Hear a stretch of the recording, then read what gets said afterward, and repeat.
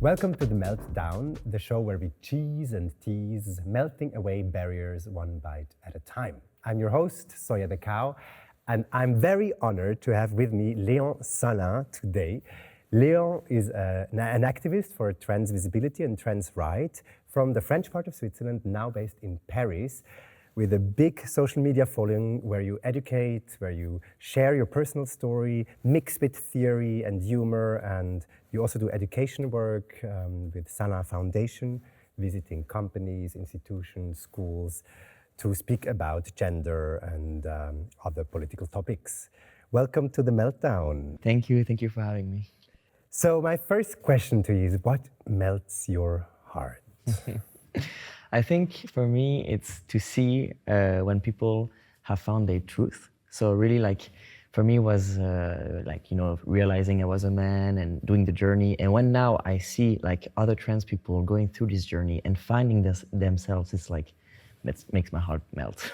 Oh, that's really, really beautiful. And I think with your work, a lot of this, it's also really to support other people in these journeys. You have a podcast series also, where you speak with other trans people, but also with parents of trans people. Yeah. So why is this part of the work so important to you? I think because trans coming outs are not known for going so well, and mostly it's because of the parents, because of they are scared about the future of their child. So I really want to like act on this and show parents that it's possible for their child to live a beautiful life and happy life, even if they're trans, and also that parents most of the parents want the good for their children, but they are so scared about what is going to happen to them, and I want to like really talk about this. That's really, really beautiful. And you have created a lot of visibility with your podcast, with the talks. But I mean, it's very personal what you're sharing. Yeah. Was there a moment where you were like, okay, I'm in this process and in this journey, and I'm gonna just share it to the world? Like, how did you have the courage to do that? Actually, it was more like progressive process, but the fact is that I realized I was a trans man by seeing another trans man. And I saw that man on Instagram. And the thing is that I grew up in Switzerland, in a small village. I never knew that trans people existed even, or that it was possible to transition. So I fall on this guy, and I'm like, okay, I see myself in this guy. And this guy is living in New York, has like 2 million followers. You know, it's very like far from me, and I wanted to create, the representation in Switzerland in French for the Swiss French people, because I wanted to recreate that.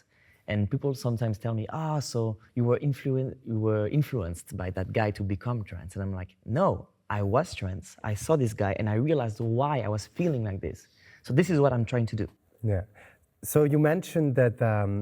We hear a lot of these negative stories and trauma and pain and difficulties. And what I see on your content, which I recommend everybody to check out, Léon SALIN on Instagram, and like, there is so much joy. Yeah. There is so much assurance. I see you sitting here and you're there just like radiating a person who, you know who you are. You sit here before we talk, and there's something, it's really beautiful to see that. And I mean, you say it melts your heart. In a way, it also melts my heart. But why is it so rare and so difficult to have this representation?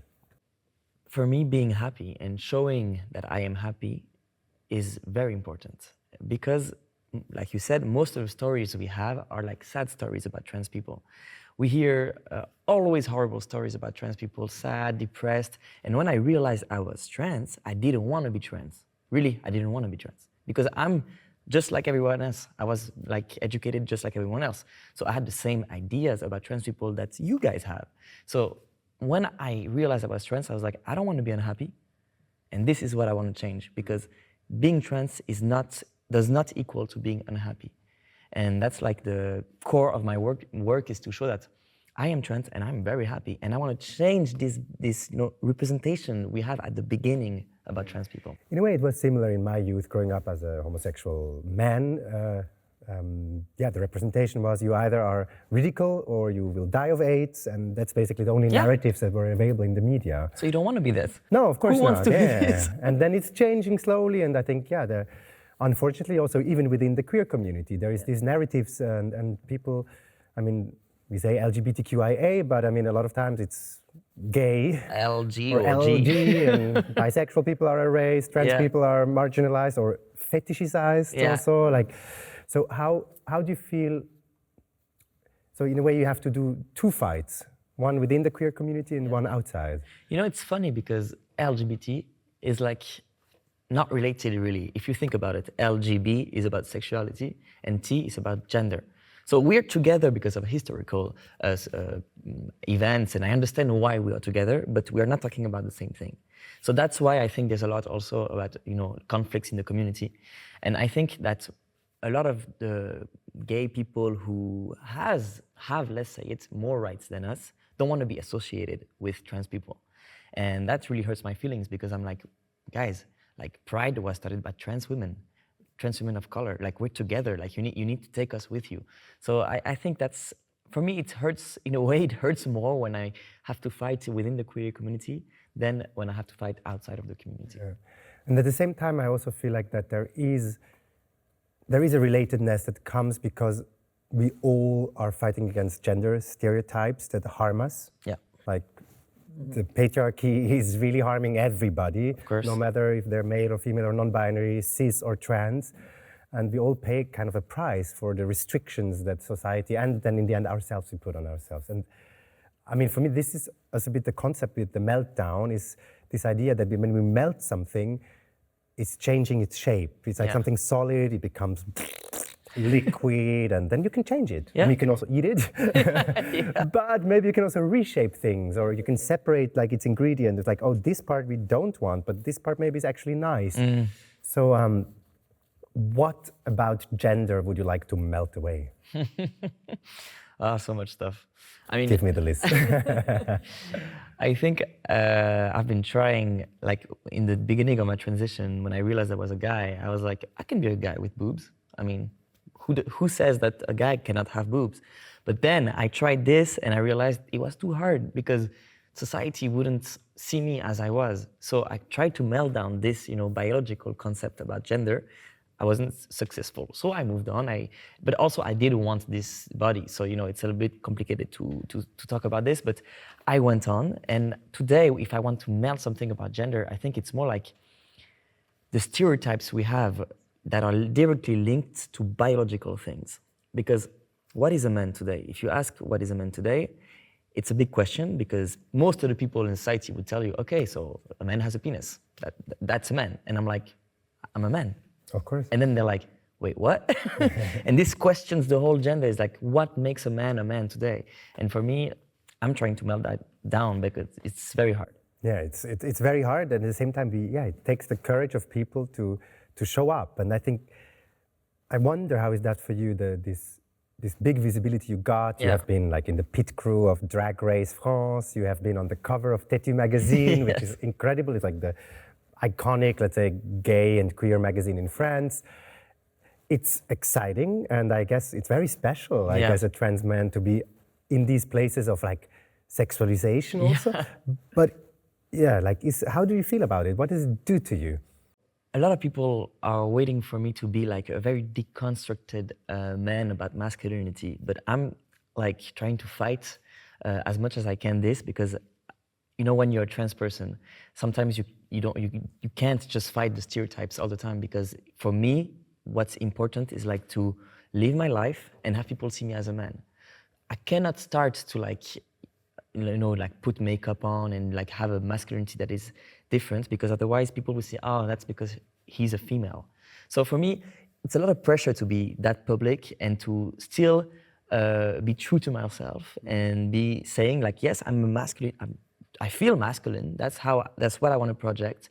And yes, I do understand the whole societal patriarchy, and I want to fight this, of course. But it's not only to me to like deconstruct the whole idea of manhood. And I think that's also very important to see, like that you cannot represent your entire group. You're just an individual. You cannot speak for everybody who is trans or for every trans man. And there's as many variations in the way we express masculinity or femininity. I think it's really, really important to take this pressure out, no? Yeah. But I have to say, the place that I have, I I also have other privileges that give me this place, you know. And I have like a pretty stable financial situation, parents who support me, which gave me this possibility to take that place and fight for other people that couldn't or wouldn't take that place. So you have a partner, a girlfriend, and how is that for you? That in the outside eye now, you're like people see you and they think, oh, straight couple. that used to be so hard for me because I grew up like when I was 14, I came out as a lesbian. I fought so much for lesbian rights all my life, and was always seen as, you know, this gay couple and everything. And today, I'm like one of those couples. You know, I'm like one of the couple that just fits in the society, which is so weird. And in the beginning of my transition, I wanted that so much because I wanted to pass, you know, I wanted to be perceived as a man, as I am. And today, honestly, I got comfortable in it. I got comfortable in being a hetero couple, which is crazy. Welcome. Thank you. You won the game. Yes. It's so weird when I think about it. Oh my God. And this topic of coming out, like I mentioned, for example, like this, like, how do you deal with that? That, I mean, if people see you, they don't have any idea. You know, you do pass. You are masculine, and you show us your nice muscles, nice shoulders. I have the shoulder pads. but how do you navigate? Like, when do you want to speak up about it, and when not? I can imagine it must also be a struggle, because sometimes you just want to live your life in peace and not always be an advocate for a cause. I mean, for me, it's a little bit complicated because of the visibility I have. I've kind of taken away the reason why you transition. Because now people that know me, I'm not saying it's everyone, but in queer spaces, in feminist places, people usually have an idea. People don't see me as a man, they see me as a trans man, which sometimes is hard because I did the transition for people to see me as a man. And today in society, when you say trans, people automatically think you're a different kind of man, you know. So I would say this is hard for me because sometimes I'm like, do I regret this visibility? Do I regret doing what I do? Of course not. But sometimes I do go like to like a random straight bars with my straight friends and act, and no one knows who I am, and it's actually kind of cool to be just one of the guys. How does it feel, these moments? It's cool if it's like limited in time because it's not who I am. I'm not a cis guy. I'm not a cishet guy. But sometimes it feels good for me. It's also maybe not your culture. Yes, maybe it's also that. I get bored quite fast because you prefer to hang out with drag cows. Yes. I actually lived like in Boston for a couple months last year. So in Boston, no one, of course, knows that I'm trans or that I'm an activist. And it was crazy to live for so long perceived as a guy, a cis guy. And the first time of my life where I didn't have any doubts of how people see me. I wasn't like, oh, does he know me from Instagram? Does he know that I'm trans? No, I was like, okay, this is like a cis guy week, a cis guy day. It was crazy for the first 2 weeks. And then I'm like, okay, this is not who I am. Interesting.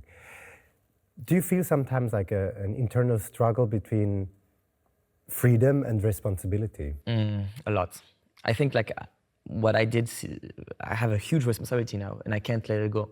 I could if I want to, but I don't want to. And I think I've come to like enjoy it and find my freedom into this because I have no choice. You have no choice. Can you explain a little bit what it means? It means that I'm so out, like, for example, I tried to like find a job, a normal job, you know, and it's impossible for me. People would always say, oh, so, like I did a couple interviews and they were all talking about my transition, asking me questions about my transition, about which operation I did. And this is like really hard for me because when I mean I don't have a choice is that when you do such a public coming out, you can't go back. It's out there. You type my name on Google, you know. So, but I'm not ashamed of it. No, you can be incredibly proud. I mean, I'm personally really impressed with what you do. Thank you. I also love the humor you bring in your content. Like people throw hate, gender stereotypes, like horrible transphobic bullshit. Yeah. I shouldn't say bullshit as a cow, by the way. But you answer with ease, with grace, with humor, and it's really, really fascinating. Thank you. And at the same time, I think it's important that we grant ourselves, like as activists, sometimes these spaces where we didn't cause the world to be like cis heteronormative. We didn't cause the world to eat the cows, and sometimes it can be crushing to take on too much responsibility. And you alone don't have the key to change everything. That's something I had to learn with the years, because in the beginning of my activism, I was like, I'm gonna change this world. And now I'm like, oh.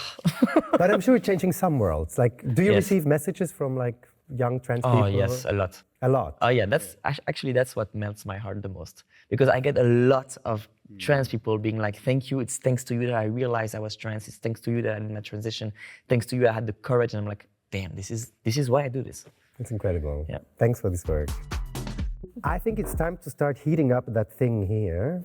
I'm just gonna turn the button till the end. That's it.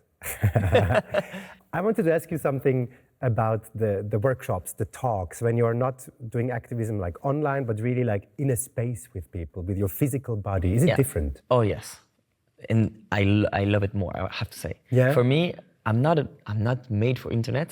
I did it because of my story, but I love being in physical contact with people, because I think seeing a person, meeting like physically a person, changes way faster the minds. Like for example, I go to class to like schools, international schools. I'm coming in Zurich in a couple months, and I talk to the parents, and they don't know I'm trans because they don't follow me, they don't care, you know. And I go talk to the parents, and they have no idea that I'm concerned by what I'm talking about. And I start the talk, and they're like, oh, why are we talking about this? And then there's a picture of my transition, and then everyone is like, whoa, we have a trans person in front of us. That's what a trans person looks like? People don't think a trans person looks like this. So then it's like, for me, so powerful to see the mind change because they meet someone. And there's actually studies that show that in the US, of course, there's only studies in the US, that shows that less than 25% of the population know a trans person. So they Less than 25? Yeah. So they they don't know that they know. Oh, they don't know that they know. So they get the information about trans people on TV, on media, and it's all, most of the time, it's like not good, you know, it's not good representation. So seeing that I'm a perfectly happy guy really changes minds. Yeah, amazing. Are there other struggles and like social justice topics that are close to your heart?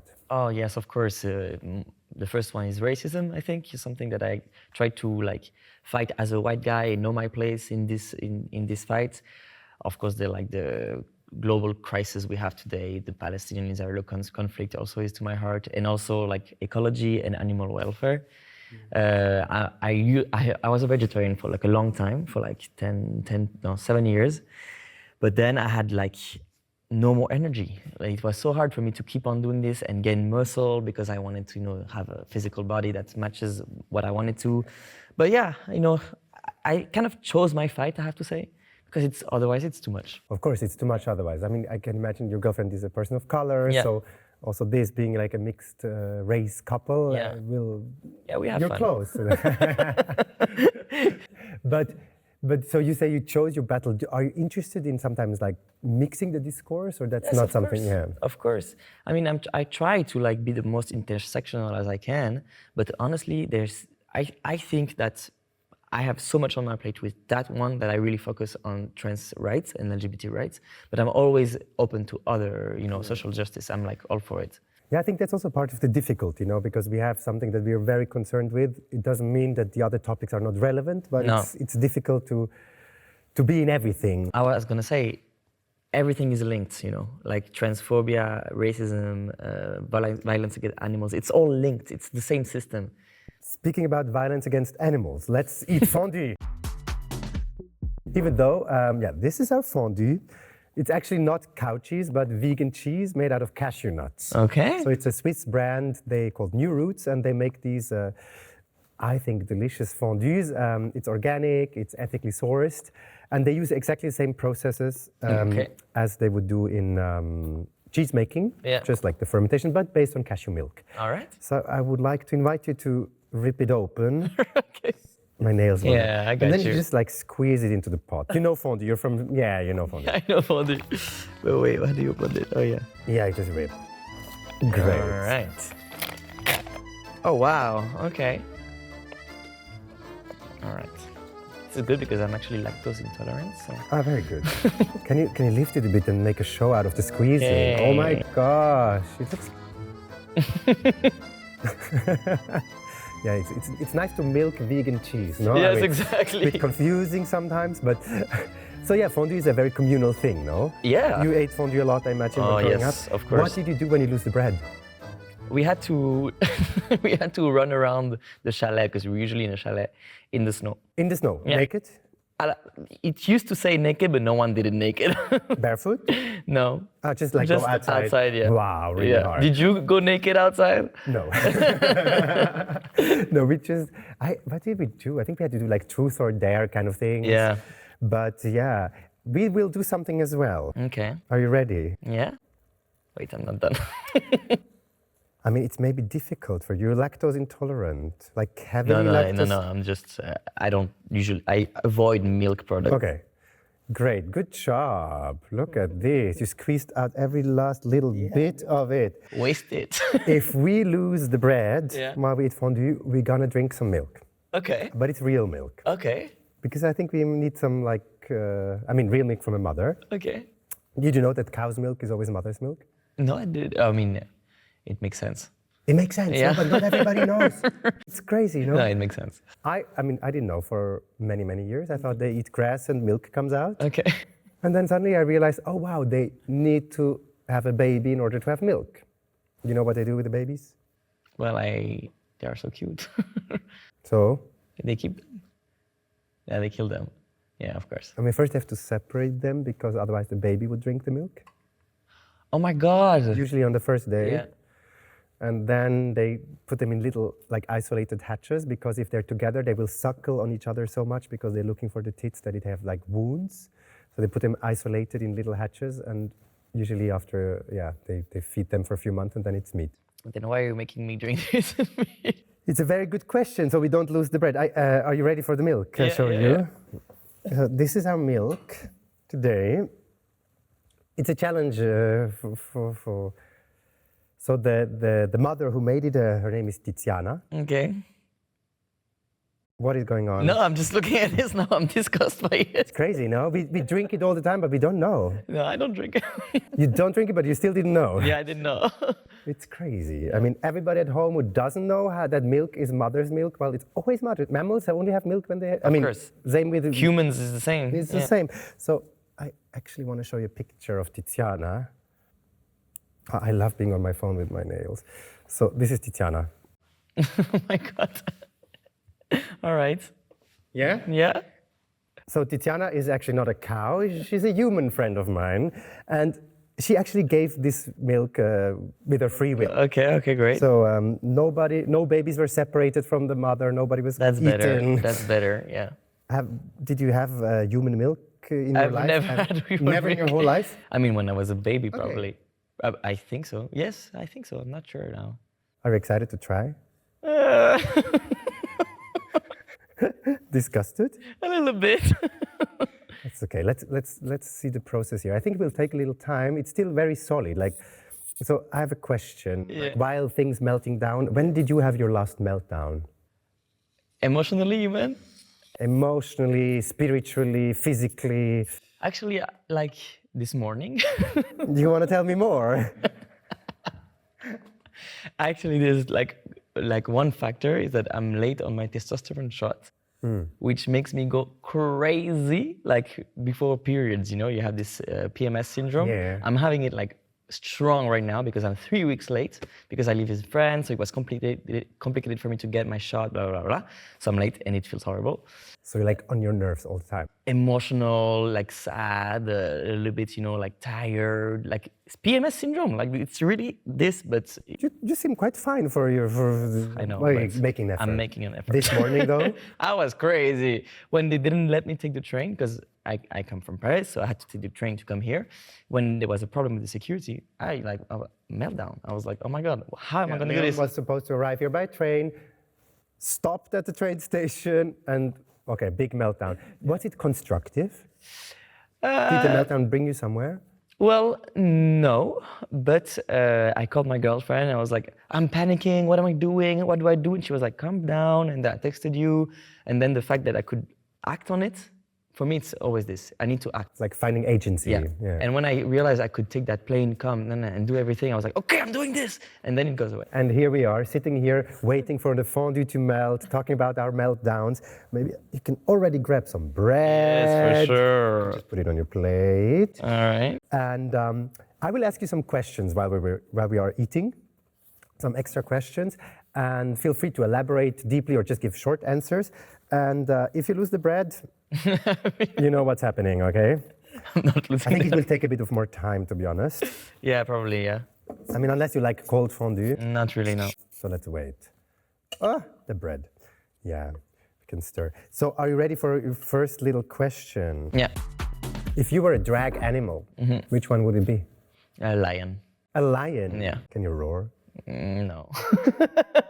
But I am like astrological sign. Ah, you are a and my lion. name is Léon. I have something with this. There's a lion thing. Yeah, there's a lion thing. Why does everybody always want to be a cat or a wild cat? Like everybody's like panther, lion, I'm a tiger, I'm an ocelot. Like Powerful. I don't nobody know. likes cows or chickens. I think they are very cute. Cows. You like cows? Yeah, I love them. Really? Yeah, I think they're so But beautiful. you still eat them. Yes, sometimes. What kind of love is that? It's like that's kind of toxic. Yes, I know. It's like I love you, but you have to. Yeah, Yeah, it's But- horrible. Well, we can elaborate on that later. Another question: what do you prefer, knowledge or imagination? Oh, that's a good one. Knowledge, I think. Yeah. Yeah. Why? Because sometimes I think imagination can go negatively. Knowledge also, because there's horrible things to know. But I think I'm more a practical person, and I like to know my shit, and I love to study and know. I'm a historian, so I have a lot. I love that. And I think sometimes I lack of imagination, maybe. You lack or we lack as a society? Both. I personally do. Yeah.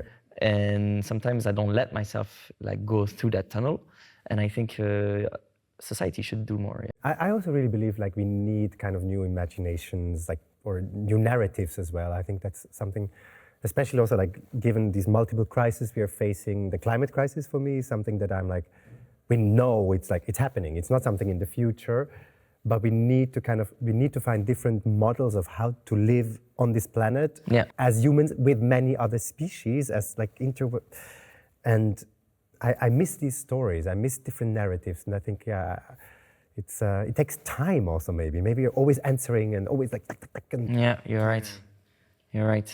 It's not productive to be imaginary, you know. exactly. And I think that's a problem. Yeah. Interesting. We talked about gender a lot. Do you sometimes dream that the world would have like no gender anymore at all, or you like the fact that we have all these different options, more than two? Honestly, for now, I got comfortable in how the world is today, because I do identify as a man, and I think gender exists, even if it's a construction. For me, people think that because gender is a construct, it means it doesn't exist. But for me, it's like it's a construct and exists. Many things are a construct in this Yeah, world, and exactly. that's why they exist. Yeah, no, it's true. I mean, it's So I think I'm happy as a man today. I identify as a man, and I feel good in this. So I wouldn't fight a no-gender society.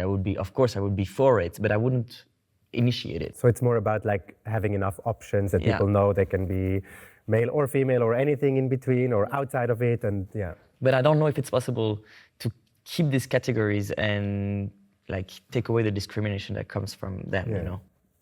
Should we give it a try? Yeah, it feels hot.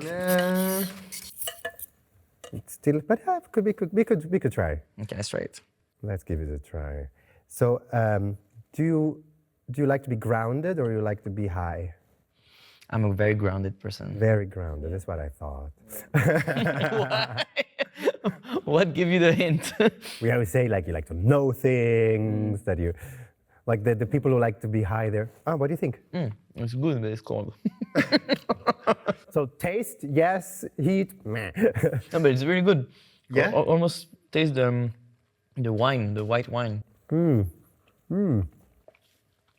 It will come. And are you more a person that likes like loud declarations or like soft whispers? Loud declarations. Yeah. I mean, again, it's your style. I was like, this is me. Very, organized. Yes.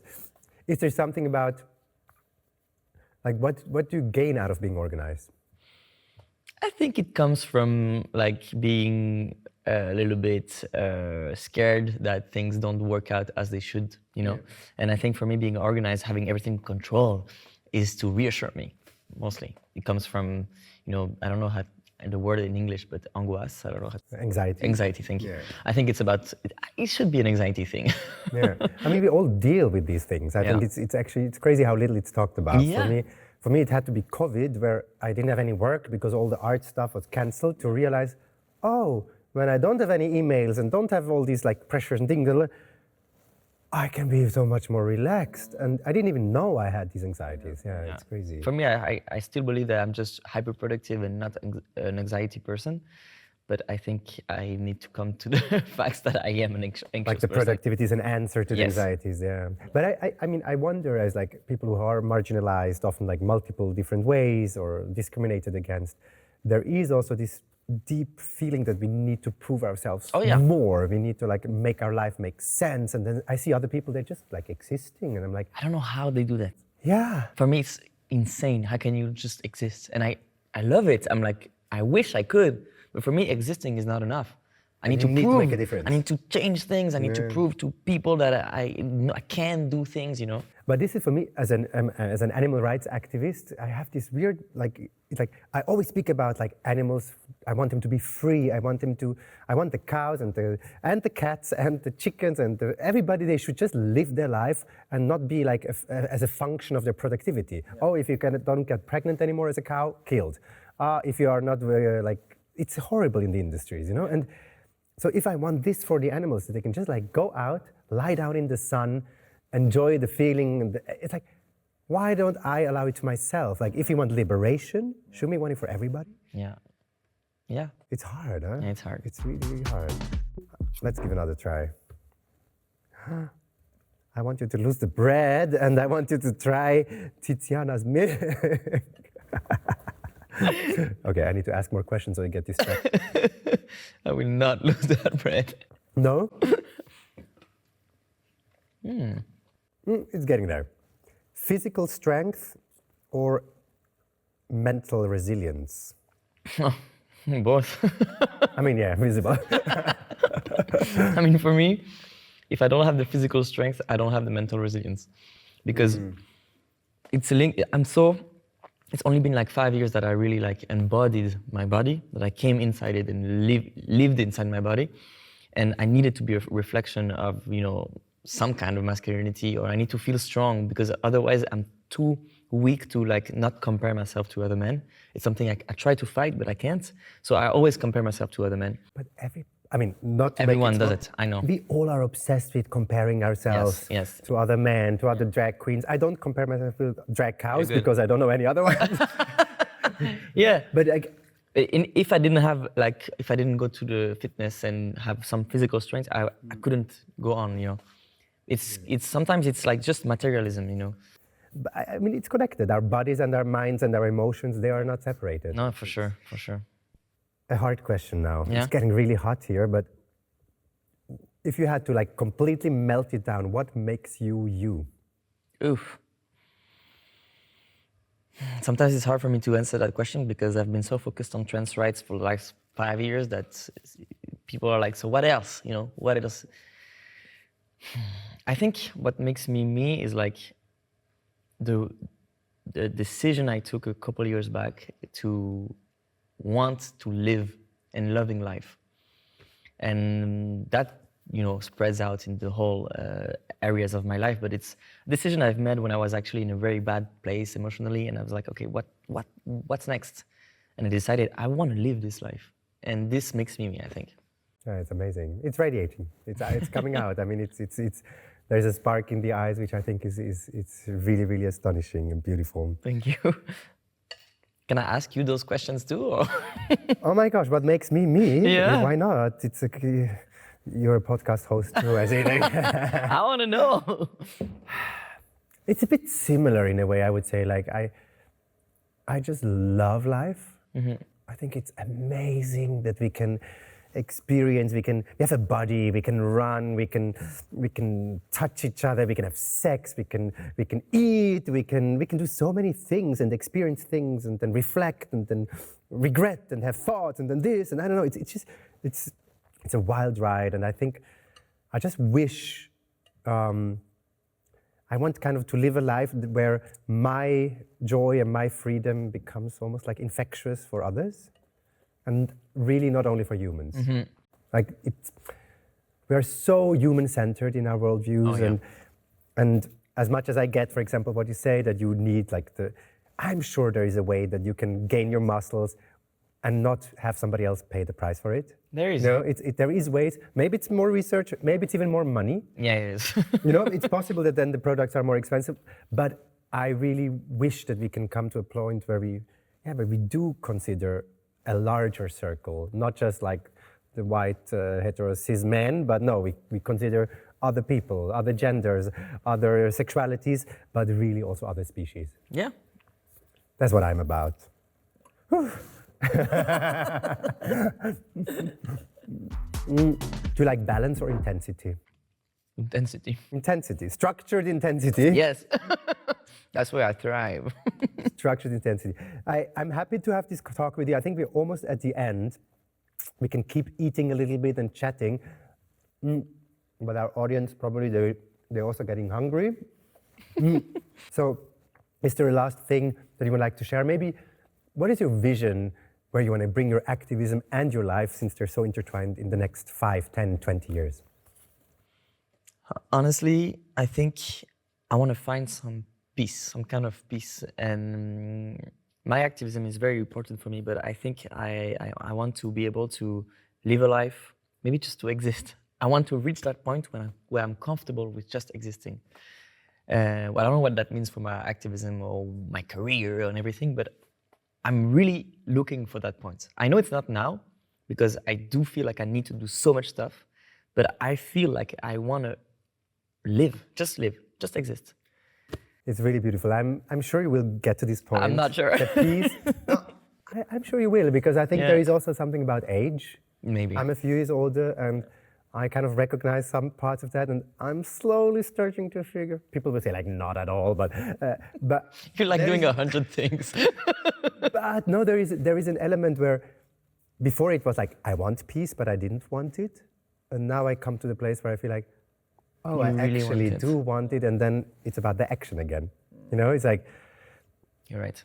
And we can change. Like, I mean, you are a proof that we can grow into being who we are and what is true for us, and maybe you in 10 years, you have a different truth to live. Probably. And then you have the peace. I've had like 100 lives that change a lot, so I'm like, maybe I will get that. Yeah. That peace of mind, I'm so grateful for the conversation we had. Thank you so much, Léon, SALIN, for joining. Everybody at home, thanks for listening, for watching. You can share this interview, this conversation to whoever needs to hear it. I think it's so inspiring to hear Léon talk and to, oh no! You want to try? No. Please. No. Please, why? It's Tiziana's milk. I can't. You can't? No, I can't. Even if I ask really? Even. Okay, whatever. Have a lovely evening, everybody. And let's maybe just do a little smile to the camera and we say peace. Peace? Cheese is violent. I mean, in my eyes, cheese is violent, so we can say peace. Peace, okay. Peace. And would you like to move with me? Moo. I love mooing. How do you go? Close your lips, and then you do moo. Okay. I mean, like moo. you can do it like this, but you can make it sound like a cow. Okay. Like, it's a bit like the yoga thing, like the but it's the other way around. Okay, right, okay. Moo. Okay. The yoga people are gonna kill me. Ready? You're ready. Let's breathe in together.